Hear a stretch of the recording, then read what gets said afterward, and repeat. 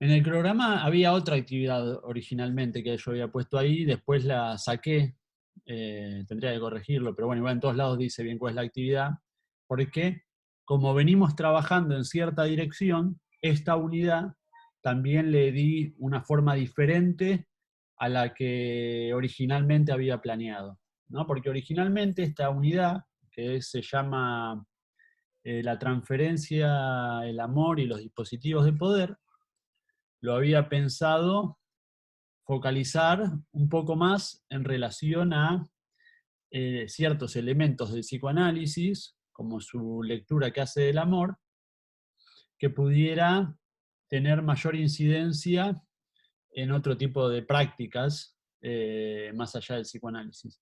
Pero finalmente en esta cursada, me parece, y por el interés que vengo viendo de ustedes, realmente hay mucho interés de cómo funciona el psicoanálisis en sí mismo. Así que me pareció lo que en un principio pensé que quizás no iba a ser tan adecuado, como poderme hablar de la transferencia en dispositivo analítico, que es algo bastante preciso del psicoanálisis. Después de las cosas que venimos charlando, me pareció que les podía interesar igual, porque más allá de que todos ustedes estudien carreras diferentes, finalmente, corríjanme si me equivoco, pero me parece que el interés está en el psicoanálisis. O sea, acá lo que les interesa es el psicoanálisis, propiamente dicho. O sea, no se diferencian ustedes de un público que estudiara psicología, les debo decir, ¿eh? Así que ahí los que estén dudando de su vocación, diría que por lo que yo escucho acá hay mucho interés en el psicoanálisis propiamente dicho. Así que por eso pensé finalmente esta clase dedicarla a una clase, lo que sería una clase tradicional sobre la transferencia para gente interesada en el psicoanálisis, que me parece que es lo que ustedes me transmiten al menos. Un interés por el psicoanálisis y después, bueno, seguramente eso lo aplicarán en otros campos de su vida, pero o no, o se irán con una buena idea bastante precisa de lo que es el psicoanálisis. Antes de ponerme a parlotear, yo, ¿quieren hacerme algún comentario, alguna cuestión alguna duda, algo que les ande... Nada, algún comentario, alguna duda, alguna pregunta?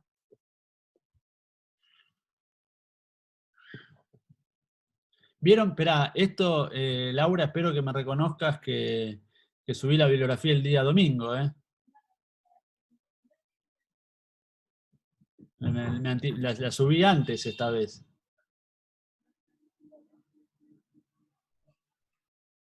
Espero, así tenían más tiempo. Me hice un gran esfuerzo mi día domingo de terminar de seleccionar la bibliografía y subirla, para que vean que los tengo en cuenta.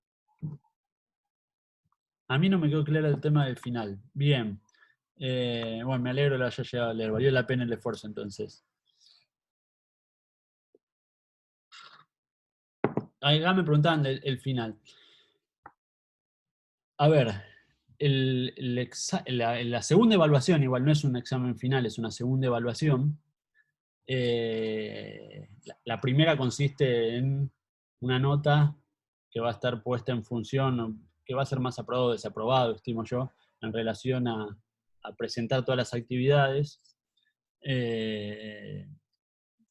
semanales, que yo les había puesto, creo que tienen que tener 6 de 8 o 5 de 8, en la página está, después me fijo en todo caso. Este segundo examen consiste en un breve trabajo de elaboración de un concepto de los que trabajamos en la cursada. O sea, pueden tomar cualquiera de los conceptos que trabajamos en la cursada. Pueden trabajar el inconsciente, pueden trabajar la transferencia, pueden trabajar la sexualidad infantil, pueden trabajar la noción de trauma, pueden trabajar la noción de conflicto. Elegir uno de esos grandes temas o cualquier otro que a ustedes les parezca, que los que hayamos trabajado en la cursada, y ahí tienen dos opciones. Originalmente lo había pensado, que quizás a alguien le interesaba, vieron que hay muchas películas o series en los que hay lapsus, actos fallidos, sueños. Entonces, una vía posible, pero me parece medio complicado, la verdad, pero al que le interese o se le ocurra lo puede hacer, es, alguien podría elegir acto fallido y analizar un acto fallido. Hasta podría ser propio a ustedes de algún otro, pero un trabajo bueno, serio, sobre eso, que sea por ejemplo, si fue un acto fallido, el análisis de un acto fallido y una explicación de qué es un acto fallido. También podría ser, ustedes miran la serie Friends, ¿o la han visto una vez? Bueno, para los que vieron, hay una escena, un capítulo clave en el que cuando está a punto de casarse uno de los protagonistas dice el nombre de su expareja. Por ejemplo, ese es un ejemplo de acto fallido que podrían analizar. O hay un montón en el cine, en la literatura, de actos fallidos, lapsus, que podrían tomar para analizar y ejemplificar. Esa es una opción, digamos. Si uno de ustedes quiere contar un sueño suyo, que sea un parrafito, y después hacer un análisis siguiendo no delirando, no lo que se les ocurra, sino hacer un análisis al estilo freudiano, adelante lo pueden hacer, pero tiene que ser consistente. O sea, es más difícil, me parece, es más probable que se vayan a algún lado, tengan algún destino confuso. Pero a los valientes háganlo, no tengo ningún inconveniente, y en todo caso, si hay algo que revisar, lo revisaremos y lo corregiremos.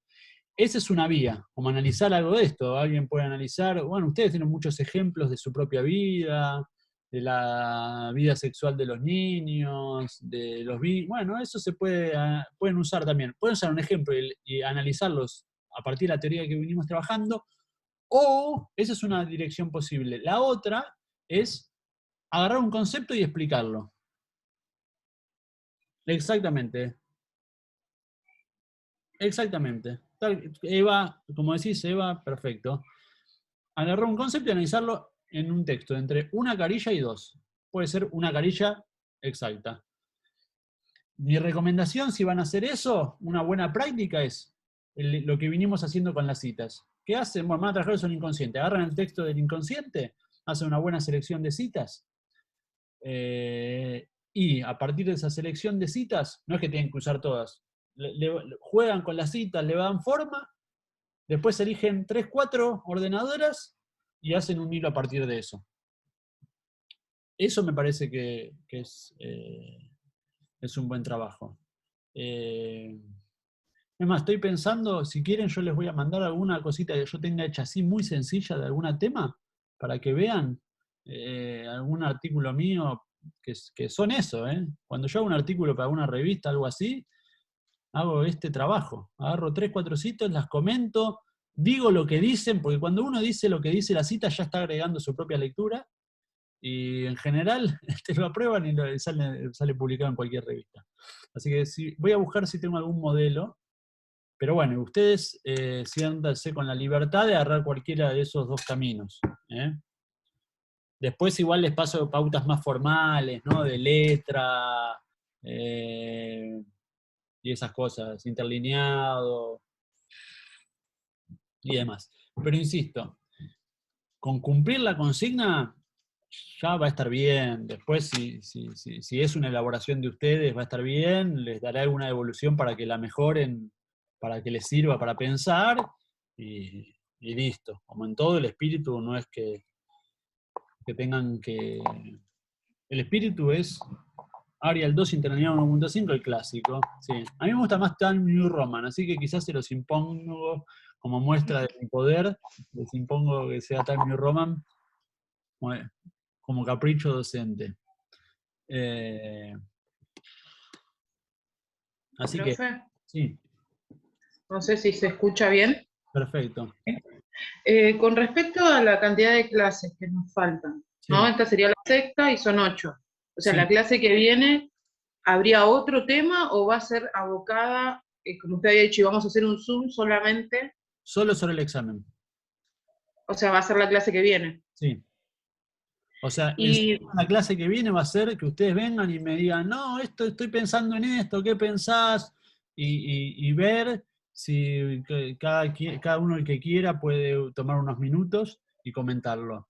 Si seguimos siendo los 30 y pico que somos en general, si hiciéramos, si cada uno se tomara 3, 4 minutos para hablar, podríamos hablar todos y ayudarnos entre todos. Que para mí sería lo ideal.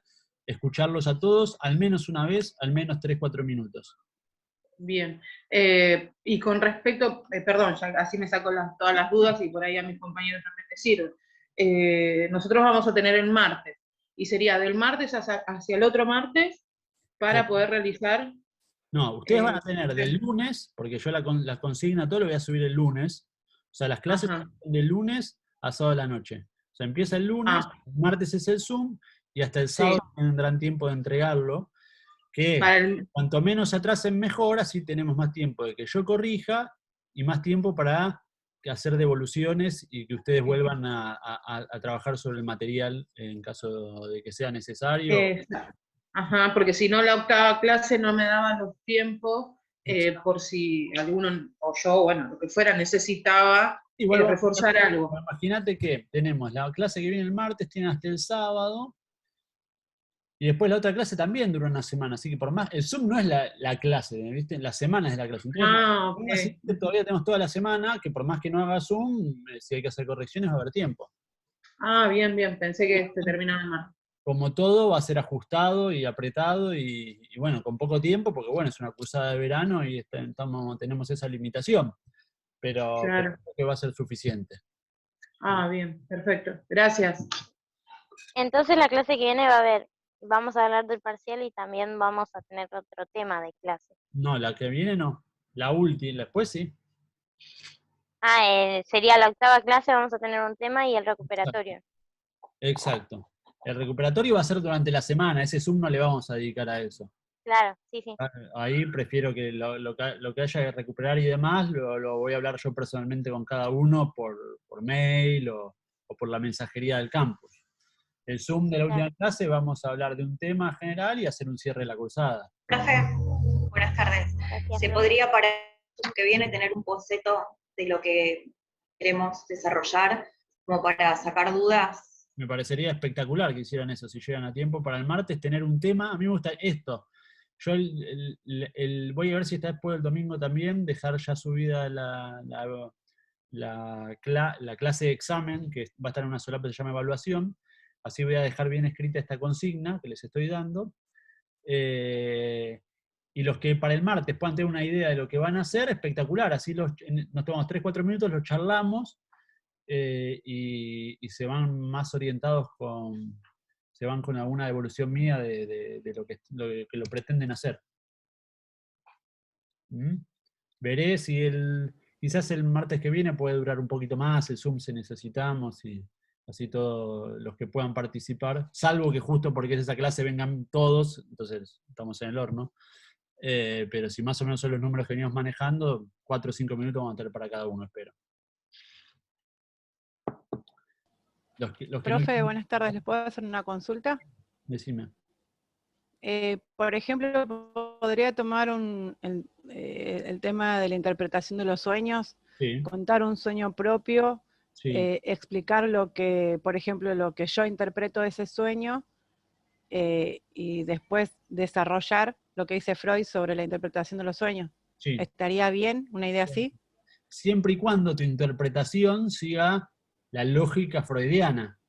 Claro. Es decir, tu interpretación es que yo te doy el ejemplo sé que no lo vas a hacer, pero te lo doy para que se entienda para todos. No vale interpretar el sueño al estilo oracular, o no vale interpretar el sueño al estilo de la quiniela, que me diga, soñé con Claro. los huevos, entonces no, eso va a estar mal. La interpretación del sueño tiene que seguir la metodología freudiana. ¿Mm? Profe, y se puede hacer, por ejemplo, o sea, porque también se me vino lo de la interpretación de los sueños entre la diferencia infantil y el adulto. ¿Se puede hacer una comparación sobre un mismo sueño de lo que representa para un adulto y lo que representa para una persona, un niño? Ahí está buena la Como, diferencia entre el sueño, entre los tipos de sueños, me parece que está bueno. Hay que ver cómo haces eso, me parece jugado eso de elegir un mismo sueño e interpretarlo de dos formas diferentes. un mismo personaje en el sueño. Bueno, a ver, esa idea que planteaste me parece interesante, hay que ver cómo queda formulada después. Tengo toda la semana para trabajar en eso. Claro, sí, sí, sí. Digo, más importante que llegar a la última a la interpretación, la mejor interpretación del sueño es intentar ser lo más rigurosos posibles con la lógica freudiana. Entonces, como esto. Digo, por ejemplo, vieron que decíamos que Freud, las imágenes que aparecen en el sueño no tienen un valor en relación al sentido, sino que a veces tienen un valor en relación a la imagen. O sea, cuando les mostrábamos, veíamos los pictogramas, entonces hay un sol y un dado, y no es que estamos hablando del sol, bola de fuego y dado, el azar, sino que se toman en su valor de palabra sol, palabra dado, que juntos conjugan soldado. Entonces, como tener en cuenta estas directivas que tiene Freud en el momento de analizar el sueño. Voy a ver si ahora hoy o como el acto fallido que les había dicho de no tengo ni un Pedro que me ladre, ¿no? Donde hay una sustitución en una palabra, donde queda un significante, o sea, una palabra reprimida y otra que aparece. Pero tener en cuenta los elementos de la lectura de Freud, porque a veces el error que cometemos en la interpretación de los sueños es querer ir rápidamente al deseo reprimido, ¿no? Como, bueno, en este sueño vemos tal deseo reprimido, y en general es muy difícil agarrar eso. Entonces, como hay que estar advertido de cuál es el método de interpretación. Pues lo que nos pasa, y lo vi cuando lo charlamos, para simplificarlo lo hacemos así, pero obtener de un sueño el deseo inconsciente reprimido, en general no es lo primero que se ve de un sueño eso. Así que si uno rápidamente quiere ir a descubrir la verdad de un sueño, se puede llegar a apresurar. Así que lo que importa es que trabajen con el material, que trabajemos los textos. O sea, que si vamos a interpretar un sueño, no sea para interpretar ese sueño, sino con la excusa de interpretar ese sueño, trabajar las cosas que dice Freud sobre la interpretación de los sueños. ¿Se entiende lo que quiero transmitir? No que, o sea, eso después háganlo en su vida, en sus propios análisis, pero acá que el trabajo sea entender bien qué dice Freud. Yo quiero que ese sea el trabajo nuestro. Así que la diferencia sí es entre el sueño de un niño y un sueño adulto, me parece bueno, porque es una buena diferencia esa es una buena diferenciación de cómo Freud presenta el tema de los sueños. Pero bueno, algo más que no sea del examen, porque si no, en todas las clases nos comemos un montón de tiempo con el examen. Bueno, era todo el examen. Ese es un chiste clásico, ¿no? Bueno, hay preguntas, pero que no sean de esto y ya nadie dice nada. Es un meme ese, no tengo que buscarlo. Meme de los Simpsons. Bueno, vamos a empezar. ¿Pudieron leer la bibliografía? La bibliografía que les envié esta vez son dos, ¿vieron? Una es un texto que es clave, que es un texto que pertenece a lo que se llama los escritos técnicos de Freud, porque trabaja, digamos, con la técnica del psicoanálisis, que es puntualizaciones sobre el amor de transferencia. Y el otro texto es una conferencia que no es como las conferencias que veníamos trabajando, no es una conferencia que él brindó en Estados Unidos, que había brindado 5, que eran muy introductorias. Son introductorias, pero es un poco más compleja, porque está dirigida, son muchas conferencias, vean que esta es la 27, así que es para un público que ya viene bastante entrenado siguiendo a Freud. Fíjense que nosotros tuvimos 6 clases nada más. Bueno, acá, y yo no soy Freud, además, ¿no? Así que esta es la 27 conferencia, una 27 conferencia de Brinda Freud, es más compleja. Yo se las mandé todas porque, como vienen interesados, y eso es bibliografía optativa, no quería recortarla. Las primeras carillas quizás no son tan relevantes para lo que venimos trabajando, hay un momento que se pone a trabajar más la transferencia y quizás es más útil, así que en todo caso esa léanla más por arriba hasta llegar a lo que les interese, porque es más compleja, hay cuestiones muy precisas que quizás todavía a nosotros no nos interesa del todo. Les digo sí, al principio es muy, muy complejo. Es muy arduo, porque bueno, él, piensen que viene trabajando un montón de cuestiones, y por más que llames la transferencia, trabaja muchas cuestiones muy finas en relación al aparato psíquico y a la diferencia entre lo consciente y lo inconsciente, y que nosotros no le dimos tanto lugar, entonces difícilmente se entienda. Pero sí, después, a partir de la mitad de la conferencia, empieza a trabajar cuestiones de la transferencia más generales, y me parece que les puede venir bien. Igual, de todas formas, el otro texto, el de bibliografía obligatoria, sí creo que es sencillo, que es muy lindo además, y ese sí les recomiendo que lo lean con detenimiento. El otro que lo tengan de forma accesoria. Pero bueno, aquí estamos entonces. Vamos a hablar sobre un tema que es central en Freud y en cualquier práctica del psicoanálisis. Y es más, les diría, sí, se promociona la materia, ¿entiendo? Sí, no.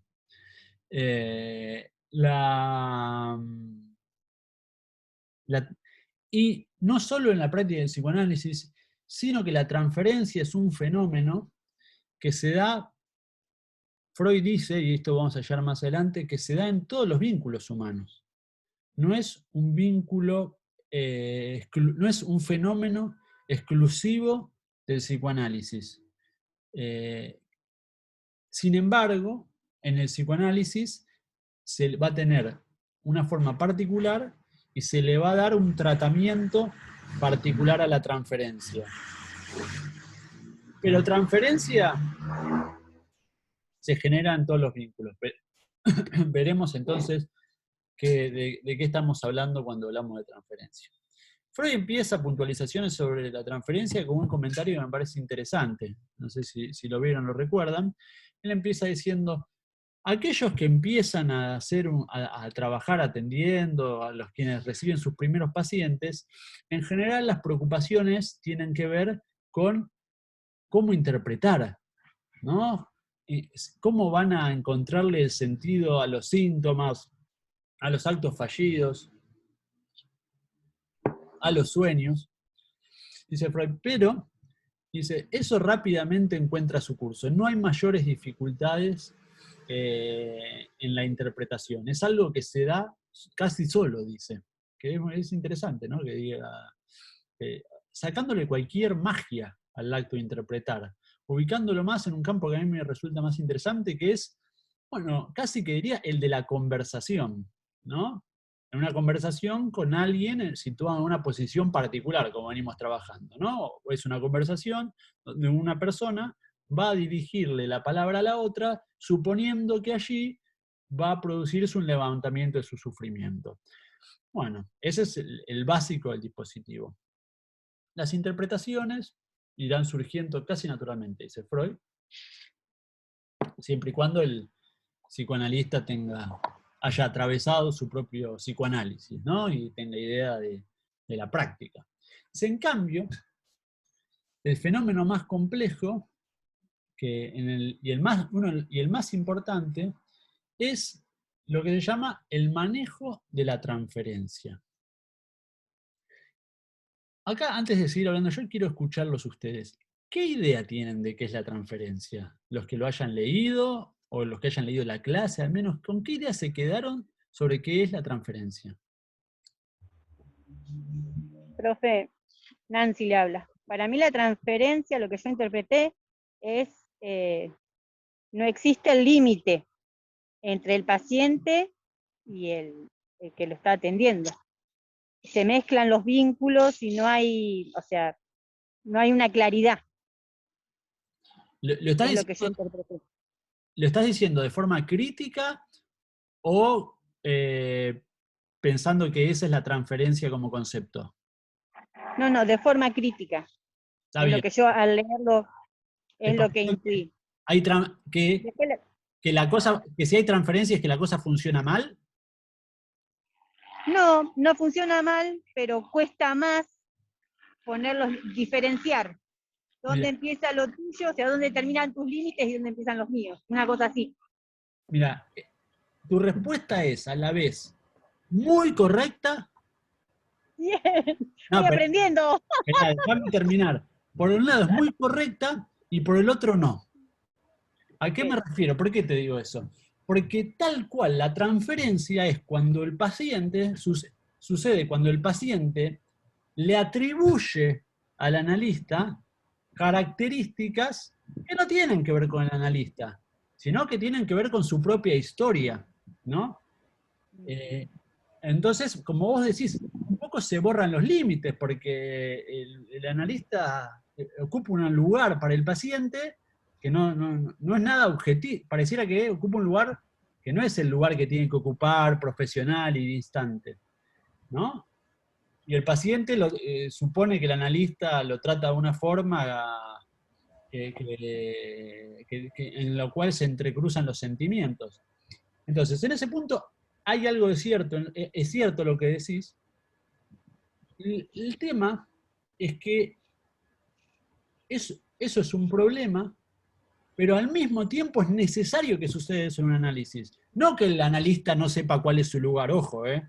El analista tiene que tener muy claro cuál es su lugar, pero es necesario que el paciente se confunda, por decirlo así, ¿eh? Yo siempre me acuerdo cuando empezaba a atender, que era hace varios años ya, y cuando uno empieza a atender, muchas veces nos pasa a los psicoanalistas, como dice Freud, que nos da temor, no sabemos cómo interpretar, estamos más dubitativos y más callados. Entonces, uno de mis primeros pacientes, yo realmente hablaba muy poco en ese espacio de análisis. Como por joven y también porque uno cuando está trabajando como analista lo que hace es escuchar, no ponerse a hablar, no es una clase. Pero bueno, hablaba realmente muy poquito. Y este paciente me dice, ¿sabe qué? Usted, ¿sabe una cosa, Falasca? Me dice, usted es explosivo, me dice. Y yo me quedé que no lo podía creer, porque no había dicho nada, ¿eh? Les juro que mis comentarios habían sido muy mínimos. ¿Pero qué muestra eso? Que el paciente ve cosas en el analista que no están en el analista, que son propias, o sea, que transfiere al analista elementos que son de su propia historia. Probablemente en su vida tuvo muchos vínculos con gente explosiva.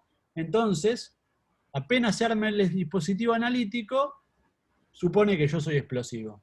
Por cualquier cosa que he dicho, cualquier nimiedad. Pero, profe, puede ser por sensaciones que le transmite el analista, que le hace recordar a alguien, que le hace sentir cómoda o le hace sentir bien, como un padre, una expareja. Completamente. Pero O quizás también puede ser ver forma espejo, digamos, o sea, que ve quizás un gesto reflejado en algo que él quisiera decir.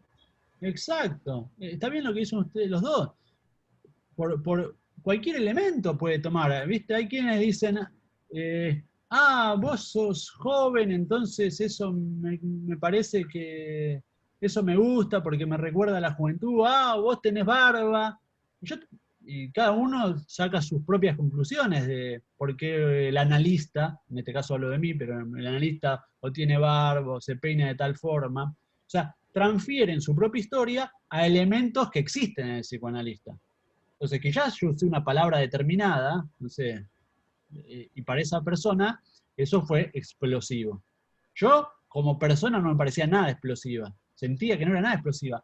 Pero no importa lo que yo piense. Importa lo que el otro supone del analista, lo que el otro le transfiere al analista.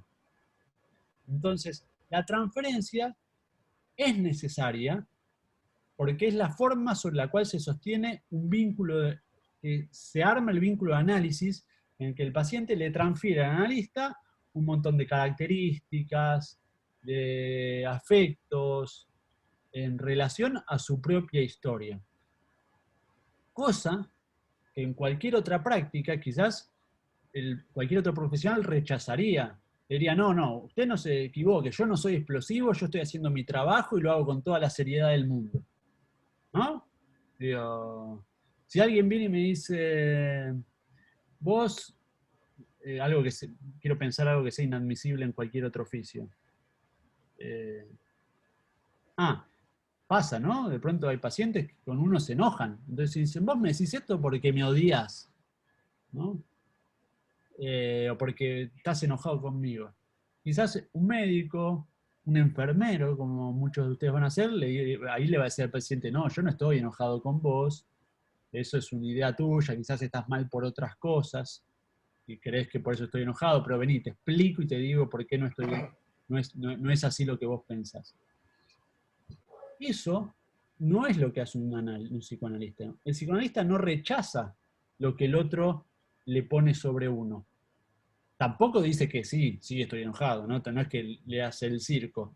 Pero eso que se transfiere al analista es necesario que se tome como un material a trabajar y un material a interpretar más. ¿Mm?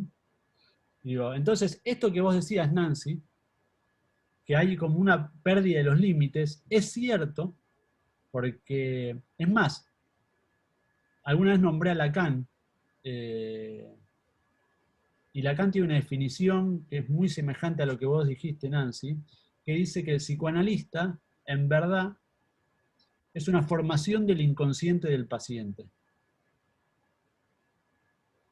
Lo estoy diciendo de forma muy compleja, lo que vos dijiste con más sencillez, ¿no? Como hay una pérdida de límites, que es un obstáculo, porque a veces complica el tratamiento, pero también es inevitable que suceda.